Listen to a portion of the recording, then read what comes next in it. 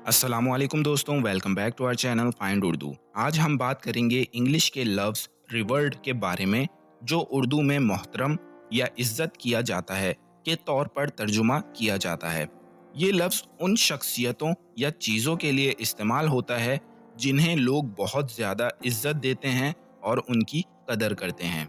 मिसाल के तौर पर अगर हम कहें the village elders are revered for their wisdom, तो इसका मतलब है गांव के बुजुर्गों को उनकी दानाई की वजह से बहुत मोहतरम समझा जाता है। इस तरीके से रिवर्ड का इस्तेमाल किसी भी ऐसे शख्स या चीज़ के लिए किया जा सकता है जो समझ या किसी खास इल्म में बहुत बुलंद मकाम रखती हो और जिसे लोगों का आम तौर पर बहुत इज्जत दिया जाता हो।